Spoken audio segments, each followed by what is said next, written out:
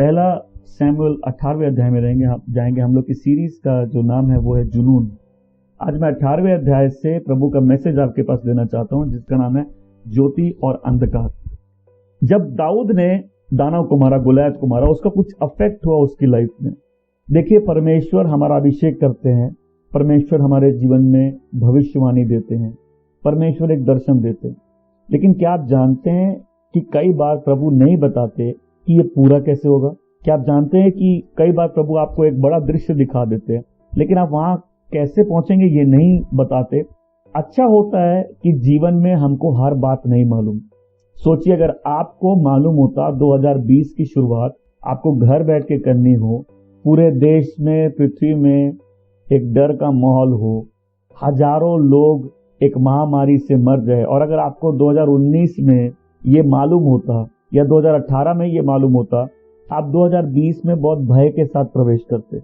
ऐसा नहीं है कि प्रभु अपने नबियों को कुछ बातें जो पृथ्वी पर होती हैं, जो भी बातें पहले नहीं बताते, परंतु मैं एक हर विश्वासी के जीवन की कहानी बता रहा हूं कि कई बार परमेश्वर एक बड़ा दर्शन हमको दिखा देते हैं, परमेश्वर हमारा अभिषेक करते हैं, एक भविष्यवाणी हमारे जीवन में छोड़ देते हैं और एक बड़े दर्शन के साथ हम हो सकता आगे चल रहे हो और हमको ये नहीं मालूम कि आगे हर स्टेप में क्या होगा। और बहुत अच्छा है कि प्रभु अपनी प्रज्ञा में ये नहीं जानने देते कि सब कुछ क्या होगा। अगर घूम के देखिए, आपको 5-10 साल पहले मालूम होता आप जितनी चीजों से होकर आएंगे तो शायद आप पहले ही बहुत निराश और दुखी और डरे हुए होते। परमेश्वर अपनी प्रज्ञा में नहीं चाहते या नहीं हमको हर चीज जानने देते ताकि हम जीवन के हर स्टेप पर उस पर भरोसा करके चलना सीखे। तो ये दाऊद जिसने भजन में लिखा है कि भले ही मुझे अंधेरी घाटी से होकर जाना पड़े, मुझे किसी अनिष्ट की चिंता नहीं। प्रभु का धन्यवाद है कि प्रभु जहां ले जाना चाहते वहां लेके जाते, परंतु प्रभु किसी परिस्थिति से लेकर जाते हैं ताकि आदमी का कैरेक्टर, उसका चरित्र रिवील हो जाए, ताकि परमेश्वर का काम बिना दोष के रहे, ताकि जो परमेश्वर किसी के जीवन में सिद्ध करना चाहता है परमेश्वर उसके जीवन में वो काम कर सके। ये वही जवान लड़का है जिसका अभिषेक जब हुआ, ये साधारण चरवाहा था। उस दिन आके शायद सैमुअल इसके कान में बोलता है तुम अगले राजा, और उसको मालूम नहीं था कि उसके बाद से उसकी लाइफ कैसे पलटने वाली है। ये वही अभिषेक गायक है, ये वही अभिषेक म्यूजिशियन है जो सीधा वहां से राजा के दरबार में पहुंच जाता है। और पिछला अभिषेक दुष्ट आत्मा से ग्रसित होता है।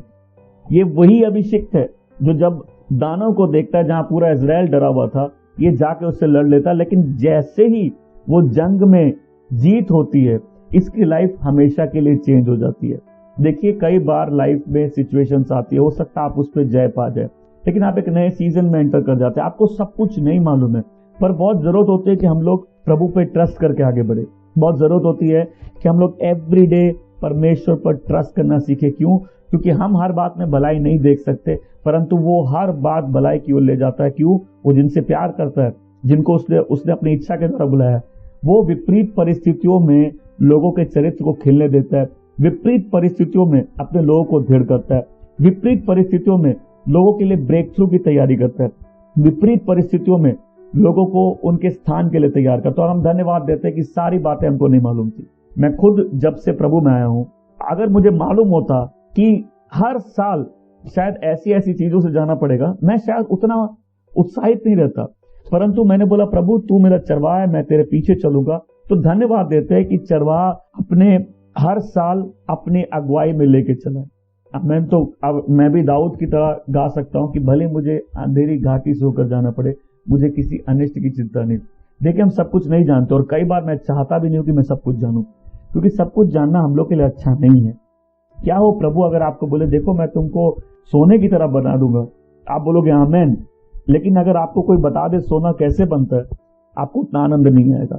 अगर हम हर परिस्थिति से ऐसे गुजरे कि जैसे हम प्रभु पर भरोसा करते हैं, तो हर परिस्थिति हमको कुछ सिखाएगी और हर एक दिन हम विश्वास में जीना सीखेंगे। देखिए, अगर हमको पहले से सब मालूम हो तो हो सकता है हम बहुत कुछ अपने मनुष्य हरकतों में करें, बहुत सारी निराशाएं हमारे जीवन में आ जाए।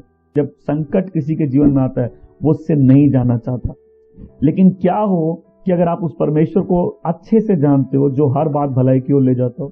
मतलब एक सवाल होता है ना कि अच्छे लोगों के जीवन में या जो अच्छा करना चाहता है उसके जीवन में ज्यादा तकलीफ क्यों आती है? आज उसका शायद जवाब आपको मिल जाएगा। क्योंकि हम लोग जब बुरे होते हैं, दुष्ट होते हैं, हम लोग बहुत कुछ करते हैं और उसके फल से या उसकी तकलीफों से कई बार हम लोग बच भी जाते हैं। लेकिन जहां कोई व्यक्ति परमेश्वर की इच्छा के अनुसार जीने लगता है, उसके जीवन में कई संकट के दौर आते हैं। और जब हम लोग इस रियलिटी को समझने लगते हैं कि उसके अनुसार जीना बहुत कठिन है, तो हम कई बार हताश और निराश हो जाते हैं। कई बार आप एक सीजन से जा रहे होते हैं, वो सीजन इतना लंबा खींच जाता है, और देखिए जब दुख का सीजन होता है ना, वो जितना छोटा भी हो वो लंबा ही लगता है। वो लगता है जैसे कभी खत्म नहीं होगा। परंतु परमेश्वर सब बातों में हमें कुछ सिखाना चाहते हैं, सब बातों में अपने लोगों को दृढ़ करना चाहते हैं। जो उसने कहा है वो करने में सक्षम है। पॉल बोलता है, आई एम फुली परसुएडेड, मैं पूरा निश्चित हूं, मैंने किस पर विश्वास किया है। वो जो कहता है वो अपने वादों को पूरा करने में सक्षम है। तो दाऊद ने अपने कान में सुन तो लिया था कि मैं अगला राजा हूं, लेकिन उसके चरित्र की एक सबसे खूबसूरत बात थी कि वो फिर से चरवाहे के काम पे चला गया। ना उसको कोई घमंड आया, ना उसके कोई बर्ताव में कोई बदलाव आया। अब उस व्यक्ति को उठा के परमेश्वर इजराइल के सामने पेश तो कर देते हैं, लेकिन आप बोलेंगे इतनी बड़ी जीत है, इतनी बड़ी जीत के बाद उसका जीवन पूरा बदल गया और हमेशा के लिए बदल गया। इतनी बड़ी जीत के बाद ये व्यक्ति जो साधारण चरवाहा था, अब ये पूरे देश के सामने प्रकट हो गया। इस जीत के बाद क्या होता है, दाऊद इंस्टेंटली पॉपुलर बन जाता है। अब पूरा इजराइल दाऊद को जानने लगता है, वो सेलिब्रिटी हो जाता है, वो बहुत फेमस हो जाता है, अब वो प्रख्यात व्यक्ति बन जाता है। वो पूरे नेशन के सामने एक हीरो जैसा है, जिसने इजराइल के लिए जंग जीती, जो अकेला लड़ा और उस दैत्य को हराया। अब लोग उसके बड़ाई करने लगते हैं, उसके लिए गाना गाने लगते हैं। अब वो राजा के जो दरबार होता है उसका परमानेंट स्टाफ बन जाता है। मतलब अब वो अपने पिता का घर छोड़ के राजा के दरबार का हिस्सा बन जाता है। लेकिन इसके साथ और भी कुछ उसकी लाइफ में होता है। अब इस कहानी के बाद, गोलायत के गिरने के बाद, दाऊद के जीवन के सबसे काले दिन चालू होते हैं। क्या आपको मालूम है, कई बार एक बड़ी जीत के बाद और एक बड़े आशीष में जाने से पहले हमको अंधेरी घाटी से जाना पड़ता है। शायद दाऊद के लाइफ के ये सबसे डार्क स्टेजेस थे। मैं लोगों को हमेशा बोलता हूँ कि प्रभु जब कोई दर्शन देते टाइम नहीं बताते, टाइम गॉड के हाथ में है। आज आप किसी विपरीत परिस्थिति से संघर्ष कर रहे हैं और आप किसी बंधन में हो सकता है। आज हो सकता है आपको कोई सता रहा है और आपको लगता है आप इससे निकल नहीं सकते। नहीं, आप इससे निकलोगे अगर आप वैसे जियोगे जैसा परमेश्वर चाहता है, क्योंकि परमेश्वर ने आपको किसी परिस्थिति में रखा है आपको सिद्ध करने के लिए। वचन कहता है 18वें अध्याय के पद संख्या 2 में मैं पढ़ता हूं, और उस दिन सैमुएल उसे अपने पिता के घर नहीं जाने देता है। मैं उससे पहली पंक्ति, 18वें अध्याय की पहली पंक्ति, तो अभी हम देख रहे हैं कि गोलायत पे जीत के बाद सबसे पहले क्या होता है। सबसे पहले राजा के दरबार में अब्नेर उसे लेके आता है और वो राजा से बात करता है और राजा उसको दरबार में रख लेता है। लेकिन उसी समय एक और काम होता है। वचन कहता है, और जोनाथन के प्राण दाऊद के प्राण से बंध जाते हैं और वो उससे अपने समान प्यार करता है। अब सॉल का बेटा था अगला राजा, मतलब किसी भी राजा का पहला बेटा, जो बड़ा बेटा होता है, वो उसके बाद राजगद्दी में बैठता है। तो जो प्रिंस है, जो नेक्स्ट किंग बनने वाला है, वो इन सब में उस कन्वर्सेशन को सुन रहा है जहां दाऊद और सॉल बात कर रहे हैं, और ये जरूर सोच रहा होगा इस व्यक्ति में परमेश्वर के लिए धुन है, ये व्यक्ति जाबाज है, ये जवान लड़का परमेश्वर से प्रेम करता है। और ये बातें सुन के, उस कन्वर्सेशन को सुनते सुनते इसके प्राण जुड़ गए उससे। यहाँ कहानी में दाऊद को एक सबसे अच्छा दोस्त मिलता है और इसी कहानी में दाऊद को एक सबसे बड़ा दुश्मन मिलता है। ये लाइफ का कॉन्ट्रास्ट है। हम लोग इसमें कुछ नहीं कर सकते कि जीवन में कुछ लोग हमारे ऐसे जुड़ जाते हैं जैसे हमारे प्राण जुड़े हुए उनसे, और उसी समय कुछ लोग हमको सताने के लिए खड़ा हो जाते हैं। वचन कहता है कि जोनाथन ने दाऊद से अपने समान प्रेम किया, मतलब उसकी सोल नीट हो गई, मतलब उसका दिल दाऊद के दिल से मिल गया, वो अपने समान उससे प्रेम करने लगा। ये जो अकेलापन है ना, ये बहुत विचित्र चीज है। इवन जीसस के दोस्त थे, इवन यीशु अपने दोस्तों से घिरे रहते थे। अपने मरने से पहले भी प्रभु अपने अच्छे दोस्तों से घिरे रहते थे। मैरी, मार्था, लाजरुस उसके दोस्त थे, उसके चेले उसके दोस्त थे। तो ये लोनलीनेस बहुत गंदी चीज है, लेकिन परमेश्वर हमको लाइफ के हर स्टेज में अच्छे दोस्त भी देता है। हमारा काम है उनको जानना, हमारा काम है ये समझना कौन से दोस्त परमेश्वर ने हमारे जीवन के लिए दिए हैं, जो हमारे सबसे संकट भरे समय में हमको उत्साहित करेंगे, जो हमारे सबसे बड़े संकट भरे समय में हमारे साथ खड़े रहेंगे, हमारे लिए लड़ेंगे। वचन कहता है, और दाऊद ने हर बात में बड़े समझदारी के साथ कार्य किया, क्योंकि परमेश्वर उसके साथ था और जब सॉल ने ये देखा कि इस व्यक्ति में बहुत समझ है, वो उससे डर गया। मैं अगली पंक्ति 28वीं पंक्ति में भी ऐसा लिखा है, और सॉल ने देखा और वो जानता था कि परमेश्वर दाऊद के साथ है। और मिकाल जो सॉल की बेटी थी वो भी दाऊद से प्यार करती थी, और ये देखकर साउल और डर गया। मैं लोगों को कई बार ये समझाता हूँ, आप और हम जब इस अंधकार में थे, जब परमेश्वर को नहीं जानते थे, जब परमेश्वर से दूर थे, हम लोग अपनी लाइफ जैसे भी जीते थे। हम लोग कितने पाप करते थे, अंधकार में थे, हमारे दिल के शायद सारे विचार बुरे थे, तब कितनी बार हम गलत करके भी बच जाते थे। लेकिन क्या होता है जब एक आदमी परमेश्वर के लिए जीना चाहता है? मैं इस बात को आपको समझाना चाहता हूँ, क्या होता है जब अच्छा करने के बाद भी आपके साथ गलत होता है। क्या ये डिस्करेजिंग है? क्या लोगों को हताश करता है? ये बहुत निराश करता है। कोई नहीं चाहता कि अगर वो कुछ अच्छा करे और उस पर जीवन में निराशा हो। लेकिन ये अद्भुत बात है कि परमेश्वर ऐसी परिस्थिति हम लोग के जीवन में आने देते हैं जहां पहली बार जब आदमी सोचता है अब हमको अच्छे से जीना है, तब उसके अच्छे होने के बावजूद भी सताया जाता है। सोचिए, अगर आप वो पत्नी हैं जो आज तक अपने पति के अधीन नहीं रही, जिसने बच्चों से प्रेम नहीं किया, या अपने जीवन को ऐसे बिता दिया, और आज आप प्रभु में आ गए, बोले अब मुझे प्रभु का वचन का पालन करना है। आप बोलते हैं कि आज से मैं अपने पति के अधीन रहूंगी, आज से मैं अपने परिवार से प्रेम करूंगी और मैं प्रभु के वचन को अपना जीवन बना दूंगी। आप देखेंगे कि कई बार जैसे ही आप बोलते हैं कि हम प्रभु की इच्छा पूरी करना चाहते हैं, आपके अच्छे होने के बावजूद आपकी तकलीफें और बढ़ जाती है। कई बार आपको इसीलिए सताया जाता है जो भलाई आप कर रहे हो उसके लिए। इन सारी बातों में आप देखेंगे वचन कहता है परमेश्वर दाऊद के साथ था। ये वही कहानी है जैसे प्रभु ने यूसुफ को दिखा दिया कि यूसुफ कितना महान होगा, लेकिन जब यूसुफ ये सपना अपने भाइयों को बताता, वो एक अद्भुत नफरत अपने ही घर में देखता, उसको समझ नहीं आता ये नफरत कैसी है, मैंने किसी का क्या बिगाड़ा है। ये भाई उसको बेच देते हैं। ये जवान लड़का जब एक जेल में होता है, वचन कहता है और परमेश्वर उसके साथ था। अब आप अगर किसी राजमहल में हैं और कोई आपको बोले परमेश्वर आपके साथ है, आप बोलेंगे मेरे को मालूम है, मेरे को कोई प्रॉब्लम नहीं है, आई नो दिस ट्रूथ। लेकिन सोचिए आप किसी जेल में हैं जहां आपके अपने लोगों ने उस नफरत के कारण, जिसके लिए आपने कुछ किया नहीं था, आपको बेच के किसी जेल में डाल दे, तो क्या आपके लिए जानना आसान है कि परमेश्वर आपके साथ है? यही वचन की गवाही है कि परमेश्वर यूसुफ के साथ था और परमेश्वर दाऊद के साथ था। जब परमेश्वर दाऊद के साथ था, यही बात भय का कारण बन गया साउल के लिए। क्यों परमेश्वर का हाथ देख रहा, उस पर जानता है परमेश्वर साउल के साथ नहीं है, परमेश्वर दाऊद के साथ है। आप एक अद्भुत नफरत के माहौल देख रहे हो, आपको अच्छा बने रहने में कष्ट हो रहा है, आप टेम्पटेशंस में फंस रहे हो, आप कई बार बहुत निराश हो जा रहे हो कि मैं जितनी बार अच्छा करना चाहता हूं, ये नफरत का माहौल जो मेरे अंदर है, ये जो घृणा और सताव मेरे जीवन में आ रहा है, हम उससे कैसे ओवरकम करें। और इससे सोचिए, अगर हम बुरे थे तो कई बार जीत पा लेते थे, लेकिन जब अंधेरी घाटी में कोई विश्वासी जाता है, कई बार जल्दी से बाहर नहीं निकलता। और आज भी ऐसे बहुत से लोग हैं जो ऐसी तकलीफों से जा रहे हैं और बोलते हैं मेरे साथ ऐसा व्यवहार क्यों होता है। वचन कहता है और सॉल की आंखें उस दिन दाऊद पर आ गई। तो क्या होता है, दाऊद जब फिलिस्तीनियों से लड़के आता है तो उस दिन इजराइल की औरतें गाना गाने लगती है।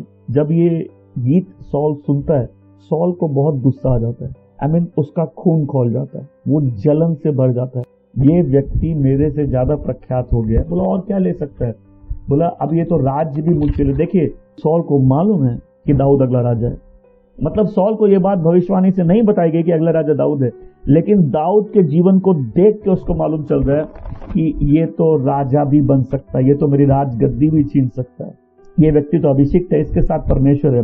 उसको ये बात सता रही है कि परमेश्वर उसके साथ नहीं है, और उसको ये बात सता रही है कि परमेश्वर उसके साथ है। तो दाऊद ने कुछ नहीं ऐसा किया कि सॉल उससे इस प्रकार नफरत करे। दाऊद ने परमेश्वर की सेवा की, दाऊद ने जो दानव है उसको मारा, दाऊद ने अपने आप को अधीन किया साउल के, दाऊद ने हर जगह प्रज्ञा से, समझदारी से काम लिया। हम में से बहुत से लोग हैं जो नफरत से और गुस्से से भर जाते हैं और कई बार अपना ब्रेक थ्रू लूज कर देते हैं। हम लोग नहीं समझते, कई बार हम लोग किसी सिचुएशन से जा रहे हैं, किस लिए जा रहे हैं। देखिए परमेश्वर हमारे सोचने से भी ज्यादा वफादार है। अगर हम वफादार नहीं हैं तो भी परमेश्वर वफादार है। वचन कहता है वो हर बात भलाई की ओर ले जाता है उनके लिए जो उससे प्रेम करते हैं और उसकी इच्छा के द्वारा बुलाए गए। वचन कहता है दाऊद ने समझदारी के साथ कार्य किया, दाऊद ने समझदारी से जीवन जिया, दाऊद प्रज्ञा के साथ चला, ना वो कड़वा हुआ, वो जहां उसको चुप रहना था उसने अपना मुंह बंद किया, ना उसने घमंड को अपने जीवन में आने दिया। सोचिए आप अच्छा कर रहे हो और आपको उस अच्छे के बदले बुरा मिल रहा हो, क्या आपको निराशा होगी? बिल्कुल होगी। मैंने प्रभु में आने के बाद पहला सबक यही सीखा कि अब जब मैं बदल गया हूं, ये सताव मेरे पर आ रहा है, क्यों आ रहा है? इस बात को बहुत साल हो गए। मैं अपने रूम में बैठा था, सोफे में बैठा था, मैं बोला नहीं, अगर अब मैं सही हूं और अब अगर ये तकलीफें आ रही है तो अब मेरे को हार नहीं मानना। वचन भी यही कहता है, अच्छा करने में हार मत मानो, क्योंकि सही समय पे तुमको उसका प्रतिफल मिले। और आज जिस ढंग से मैं इस बात को समझाना चाहता हूं, ध्यान से सुनिए। हम जीवन में होने वाली बहुत सी बातों को बिल्कुल नहीं जानते, हम परमेश्वर के कार्य करने के तरीके को बिल्कुल नहीं जानते। यहाँ एक पिछला अभिषिक्त है जिसके अधीन एक अगला अभिषिक्त है, यहाँ एक राजा है जिसके अधीन एक अगला राजा है, यहाँ एक राजा है जो अगले राजा को सता रहा है, यहाँ एक परमेश्वर द्वारा ठुकराया हुआ व्यक्ति है जो परमेश्वर द्वारा कबूल किए व्यक्ति को सता रहा है। अब वचन कहता है दाऊद ने कोई गलती नहीं की। आप स्पिरिचुअल वर्ल्ड की मिस्ट्रीज को समझिए कि कैसे शैतान हम जब ऐसे संकटों में जाते हैं, सबसे बड़ी जो चुनौती होती है उस समय अपने आप को निरंतर प्रभु के सामने खड़ा रखने की। वचन यही कहता है, अच्छा करने में हार मत मानो, क्योंकि सही समय में तुमको उसका प्रतिफल मिलेगा। बहुत से लोग फ्रस्ट्रेटेड हो जाते हैं, बहुत से लोग हार मान जाते, बोलते कि अगर हमने अभी कोशिश की लेकिन इसका कोई फल नहीं मिला, मुझे तो अच्छाई के बदले बुराई मिल रही है। तो आप भूल जाते हैं परमेश्वर कई बार ऐसा होने देता है। और मैं इस सीजन में एक बात डिक्लेयर करना चाहता हूं कि आप लोग जानते भी नहीं कि परमेश्वर ने बहुत से ऐसे लोगों के लिए उनकी ऐसी तकलीफों को यूज किया उनके लाइफ में अद्भुत ब्रेक थ्रू लाने के लिए। आपके लिए जो आज असंभव लग रहा है परमेश्वर को संभव कर सकते हैं, लेकिन इस पूरी सिचुएशन में आप क्या कर रहे हैं ये बहुत मायने रखता है। हम में से बहुत से लोग अपना ब्रेक थ्रू खो देते हैं और हम अपने काले सीजन को लंबा करते जाते हैं, क्योंकि दाऊद वचन कहता है दाऊद वहां विनम्र हो गया, दाऊद समझदारी के साथ पेश आया। मतलब शैतान जितनी बार आया दाऊद के जीवन में दोष लगाने के लिए, उसको कुछ मिला नहीं। और एक पॉइंट आता है जब शैतान के पास कुछ बचता नहीं है और गॉड बोलते हैं अब इस व्यक्ति को मैं ब्लेस करूंगा। कोई यहाँ समझ जाए परमेश्वर कैसे काम करता है। और मैं बता रहा हूं ज्यादातर लोगों को उनके ऊपर जिसकी अथॉरिटी होती है वही सताते हैं।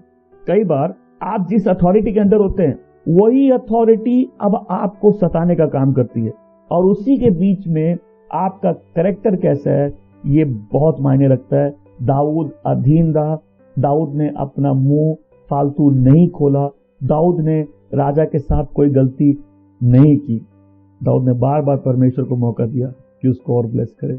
जब हमारे साथ गलत होता है उसके बावजूद हम अपने चरित्र को खराब नहीं होने देते, हम परमेश्वर के वचन को उसके वादों को पकड़ के रखते हैं। परमेश्वर के पास बहुत मौके हो जाते हैं आपके दुश्मन को चुप करा के उसके सामने आपकी मेज सजाने के लिए। यही लिखने वाला लिखता है, भले अंधेरी घाटी से होकर जाना पड़े मुझे किसी अनिष्ट की चिंता नहीं, तेरी लाठी तेरे डंडे पर भरोसा है, तू मेरे शत्रुओं के सामने मेरी मेज सजाता है। मैंने एक मैसेज में और ये बात बोली है कि हम लोग चाहते हैं शत्रु मर जाए, नहीं, ये प्रार्थना विश्वासियों की नहीं होती। प्रभु आपके शत्रुओं के सामने आपकी मेज सजाएगा, क्योंकि आपने अगर उसको आशीष देने का कारण दिया है, प्रभु आपके दुश्मन को आपके सामने चुप कराएगा, प्रभु उसके सामने आपकी मेज सजाएंगे। अब हम लोग सॉल के चरित्र को ऑलरेडी देख चुके हैं। सॉल पागल हो चुका है, सॉल शरीर में जी रहा है, सॉल परमेश्वर द्वारा ठुकराया हुआ है, सॉल ने अपना अभिषेक खो दिया है, परमेश्वर का आत्मा सॉल से उड़ गया है, सॉल अब अंधकार में है, सॉल अब दुष्ट आत्मा से ग्रसित है, वो एकदम बाइपोलर पर्सनालिटी जैसे हो गया। देखिए कुछ लोग आपको एक मोमेंट में बोलेंगे, एक मोमेंट में आपके साथ ठीक रहेंगे, लेकिन दूसरे ही पल में वो आपका जीना हराम कर देंगे, दूसरे ही पल में वो आपको सताएंगे और आप बैठ के बोलेंगे मैंने किया क्या। हमें से बहुत से लोग ऐसे बैठ के रोते हैं प्रभु के सामने, प्रभु हम किए क्या, ये क्यों हो रहा है मेरे साथ, अब मेरी क्या गलती है। बाइबल कहती है दाऊद दरबार में बजा रहा था और सॉल वहां बैठा था, अचानक से सॉल अपना भाला उठाता है, बोलता है मैं दाऊद को वॉल में पिन कर दूंगा। दाऊद कोई मैप की लोकेशन नहीं है, आप उसको वहां पिन कर दोगे, लेकिन वो उठा के भाला फेंकता है और दाऊद उसके सामने से भाग जाता है। फिर उसको मारने के षड्यंत्र में सॉल उसको 1000 लोगों के ऊपर कैप्टन बना देता है। अभी दाऊद वो व्यक्ति है जो कभी कभी किसी सेना का हिस्सा भी नहीं रहा, उसको लीडर बना देता है, लेकिन दाऊद जहां जाता है परमेश्वर उसको आशीष देता है, और जितना उसको आशीष देता है उतना सॉल डर जाता है। वो जितना डरता है तो उतना दाऊद को और तंग करता है, लेकिन हर परिस्थिति में दाऊद प्रज्ञा के साथ कार्य करता है। आज हम लोग को इस सबक के अंत में क्या मांगना है? प्रभु हमको प्रज्ञा दीजिए, Lord give me wisdom, Lord मेरे को प्रज्ञा दीजिए कि इस परिस्थिति में भी मैं वो करूं जो आपकी नजर में सही है, ताकि आपके पास मेरे को आशीष देने के 1001 कारण हो। परमेश्वर ने आपके दुश्मन को आपसे लड़ने से नहीं रोका है, लेकिन परमेश्वर ने आपको जीत का भरोसा दिलाया है। देखिए, हम लोग इस कहानी के इस चैप्टर के शुरुआत में देखते हैं, और जोनाथन का दिल दाऊद से जुड़ गया। सॉल की अपनी बेटी जो होती है उसको भी दाऊद से प्यार हो गया। हर जन ज्योति से प्यार नहीं कर सकता। जो अंधकार में चलता है वो ज्योति से नफरत करेगा। देखिए वचन क्या कहता है, और यही दंड है कि ज्योति जगत में आई और लोगों ने ज्योति से ज्यादा अंधकार से प्रेम किया, क्योंकि उनके कार्य गंदे थे, दुष्ट जैसे थे। और जो भी दुष्टता करता है वो ज्योति से नफरत करता है। क्यों? ताकि उसके कार्य प्रकट नहीं हो जाए। आप कुछ लोगों का प्रॉब्लम समझ सकते हैं। They are evil by nature, वो अंधकार में है। और कई बार याद रखिए, मैं लोगों को हमेशा बोलता हूँ, आपको सताने वाले क्यों सता रहे? आपकी अनॉइंटिंग के कारण। आपके भी अगल बगल ऐसे लोग हैं जो आपको चेहरा देख के ही नफरत करते हैं, जो बिना किसी कारण से आपको सताते हैं, और आप जाके प्रभु के सामने बोलते, प्रभु मैंने क्या किया, what have I done now, अब मैंने क्या कर दिया। लेकिन वहीं बहुत से लोग हैं जो कठोर हो जाते हैं। आप अपने ही अथॉरिटी के विरुद्ध आप बागीपन दिखा देते हो, आप वहीं टेम्पटेशन में शॉर्टकट ले लेते हो। हम में से कुछ लोग हो सकता है हम लोग डिस्करेज होके अच्छा करना बंद कर दे। वचन कहता है अच्छा करने में हार मत मानो, क्योंकि सही समय पे तुमको प्रतिफल मिलेगा। जब सॉल दाऊद को देखता है उसमें राजा से ज्यादा कुछ देखता है, उसमें परमेश्वर की ज्योति देखता है, और उस ज्योति से वो कन्विक्ट होता है। वो ज्योति उस पर दोष लगाती है। आपके जीवन में रोशनी, कई बार कुछ लोग जिनको परमेश्वर ने त्यागा, जो अंधकार में अपने धूर्त मन में जी रहे, उन आपकी रोशनी कई बार उन पे आरोप लगाती है, वो रोशनी से नफरत करते। देखिए हर जन रोशनी से प्यार नहीं करता। ये स्टोरी में इजराइल ने दाऊद से प्रेम किया, जोनाथन ने दाऊद से प्रेम किया, सॉल की बेटी ने दाऊद से प्रेम किया, लेकिन सॉल ने दाऊद से नफरत की, उससे जलन की। कोई भी जो ज्योति में जीता है वो अपने जीवन में ऐसे रिएक्शंस देखेगा। कोई भी जो ज्योति में चमक रहा है, कोई भी जो प्रभु का अभिषिक्त है, कोई भी जिसके अंदर प्रभु का आत्मा है, जो प्रभु के पीछे चल रहा है, आपकी लाइफ डिफिकल्ट होनी है, क्योंकि ऐसे बहुत से लोग हैं जो आपकी ज्योति को देख के ही आपसे नफरत करें। आप बोले मैंने क्या किया, तुम्हारी सिर्फ इतनी गलती है, तुम ज्योति में हो। मेरी क्या गलती है, तुम्हारी सिर्फ इतनी गलती है, तो अभिषिक्त हो। लेकिन आप उन लोगों से बच सकते हो जिनका आपसे जीवन से कोई रिश्ता नहीं, लेकिन आप उन लोगों का क्या करोगे जिनके आप अधीन हो? आप उन रिश्तों का क्या करोगे जहां आप किसी के अधीन हो? और हमको ज्यादातर वही लोग सताते हैं जिनके हम अधीन होते हैं। कुछ लोग जीवन में ज्योति की तरफ आएंगे, कुछ लोग अंधकार की तरफ आएंगे, और आप चुन नहीं सकते ना कि कौन ज्योति में आएगा, कौन अंधकार में आएगा, कौन कैसे बर्ताव करेगा। आप चुन सकते हैं कि मेरा काम है मैं जलते रहो। वचन कहता है कि कोई भी दिया जलाकर उसको बेड के नीचे नहीं रखता, परंतु घर के उस स्थान में रखता है जहां से सबको रोशनी मिले। अगर आप परमेश्वर की ज्योति, आपका काम है चमकना, आपका काम है ज्योति से जलना, आपका काम है परमेश्वर की आत्मा से भरे रहना, अच्छा करने में हार नहीं मानना। आप में से कुछ लोग जिस स्ट्रगल से जा रहे हैं, आप परमेश्वर को अगर मौके दे रहे हैं आपको ब्लेस करे, परमेश्वर इसी परिस्थिति में आपकी कहानी बदल देंगे। परमेश्वर आपके दुश्मनों के सामने आपकी मेज से जाएंगे, और कई आपके दुश्मन इसीलिए दुश्मन है क्योंकि आपके अंदर प्रभु का आत्मा है। वो आपकी रोशनी से नफरत करते हैं, आपकी रोशनी हो सकता है उस पर दोष लगाती है। ये वही व्यक्ति है जो परमेश्वर के दिल से जुड़ा हुआ है, जिसके अंदर परमेश्वर का आत्मा है, लेकिन वचन कहता है ये पूरी प्रज्ञा के साथ चलता है, ये पूरे अधीनता के साथ चलता है, ये पूरे दिल की खराई से हर कार्य को करता है। इसके पास बहुत मौके आते हैं आगे भी सॉल से बदला लेने के लिए, बदला नहीं लेता है। इसके पास बहुत मौके होते हैं सॉल के विरुद्ध कार्य करने के लिए, विरुद्ध कार्य नहीं करता है। इसके पास बहुत से मौके होते हैं अपने दिल को कड़वा करने के लिए। मैं बहुत से लोगों को बोलता हूँ, प्लीज जीत ज्यादा दूर नहीं है अगर आप दिल को अपने संभाल के रख सकते हो। एक विश्वासी के साथ या किसी भी व्यक्ति के साथ जब बुरा समय आता है, जब उसको सताया जाता है, इट्स ए डिफिकल्ट पीरियड, लेकिन उसी समय क्या आपको मालूम है परमेश्वर की नजर है आप पे और शैतान की नजर है आप पे, ताकि शैतान आप पे दोष लगा सके। वचन भी यही कहता है कि अपने दुश्मन को किसी भी प्रकार का आरोप लगाने का मौका मत दो। तो इसे परमेश्वर अपनी प्रज्ञा में बहुत सी बातें हमको नहीं जानने देता कि अगला क्या होगा, हो सकता है आपको नहीं मालूम। बट परमेश्वर हर बात भलाई की ओर ले जाता है। हो सकता है आप वही व्यक्ति हो आज जो सताया जा रहा है। स्पेसिफिकली आज पहले उनसे बात करता हूँ। आपने अच्छा करना चालू किया, आप सताए गए और आप हार मान गए, आप कड़वे हो गए, आप प्रभु से दूर चले गए। अपने कुछ लोग बैक स्लाइड हो गए, कुछ लोग निराश होकर घूम रहे। वचन कहता है अच्छा करने में हार मत मानो, क्योंकि सही समय पे तुमको उसका प्रतिफल मिलेगा। आज आप समझ जाएंगे कि अच्छे लोगों के साथ कई बार बुरा क्यों होता है। परमेश्वर ऐसा होने देते। याद रखिए, ये विपरीत परिस्थिति ही दाऊद को प्रकट करती है इजराइल के सामने। सॉल जितनी तकलीफें बढ़ाना चाहता है, उतना ही परमेश्वर दाऊद को उन परिस्थितियों में आशीष देते हैं। दाऊद भी हमारी तरह हताश और निराश कई बार हुआ होगा। कई बार उसने प्रभु से पूछा, मैंने क्या किया जो दुश्मन मुझे बिना किसी कारण के सताते। लेकिन अगर आप अपनी विपरीत परिस्थिति में शैतान को मौका दे दे कि आप पे आरोप लगा सके, देखिए अगर आपका दुश्मन बुरा भी है तो भी अगर आप किसी के अधीन है तो आप उसके अधीन है, भले ही वो बुरा हो। यहाँ पूरे 18वें अध्याय में आप अगर जब पढ़ेंगे आप देखेंगे बार बार वचन कहता है और दाऊद ने समझदारी के साथ काम किया। जब उसका भाई भी उसको छेड़ता है, दाऊद चुप रहता है। दाऊद को मालूम था अपना मुंह कहां बंद करना है। जब सॉल भी दाऊद के विरुद्ध कार्य करता है, दाऊद उस राजा के विरुद्ध नहीं जाता, दाऊद अधीन होकर जीता है। अगर आप अपनी लड़ाई खुद लड़ेंगे, परमेश्वर नहीं लड़ेगा। लेकिन जब अपनी लड़ाई परमेश्वर को देंगे, परमेश्वर आपके जीवन में अपने आप को सामर्थ्य दिखाएंगे। इसलिए कई लोग अच्छा करने में हार मान जाते हैं। कई लोग हैं हम कठोर हो गए। क्यों कठोर हो गए? मेरे साथ गलत हुआ। आप पहले व्यक्ति नहीं हो जिसके साथ गलत हुआ। बाइबल में ये स्टोरीज इसीलिए लिखी है ताकि हम लोग कुछ सीख सके। हम ऐसे कई लोगों को, और प्लीज ये एक पैटर्न है, बाइबल एक पैटर्न दिखाती है। आपको आपके अधीन कोई तंग नहीं कर सकता। आपको कई बार सताने वाले वही लोग होते हैं जिनका आपके ऊपर किसी रूप में अधिकार होता है। और देखिए शैतान इसी परिस्थितियों को यूज करना चाहता है ताकि आप पर आरोप लगे। देखिए अगर आपको परमेश्वर की आशीष चाहिए तो आपको परमेश्वर के तरीकों से ही मिलेगी। दाऊद परमेश्वर को आशीष देने का कारण देता रहा और परमेश्वर ने एक ऐसे आदमी को उठाया जो उसके दिल से जुड़ा हुआ था। और इजराइल ने ऐसा राजा नहीं देखा। ये वही साधारण चरवाहा था जिसको परमेश्वर ने उठा दिया। परमेश्वर आपके जीवन को बदलना चाहते। परमेश्वर ने जितने वादे किए हैं वो उसको पूरा करेगा। देखिए ये विश्वासी लोग का एब्यूज उनके घर में होता है, उनका सताव उनके काम के स्थान में होता है, लेकिन वहां आपका और मेरा चरित्र बहुत मायने रखता है। क्योंकि एक व्यक्ति जो ज्योति में, उसको मालूम है परमेश्वर देख रहा है। The Lord is watching over me. परमेश्वर मुझे देख रहा है। और वही वचन बार बार कहता है, रेपिटेशन में। और दाऊद ने समझदारी के साथ काम किया। हमें से बहुत लोग अपने ब्रेक थ्रू ऐसे हमने खो दी।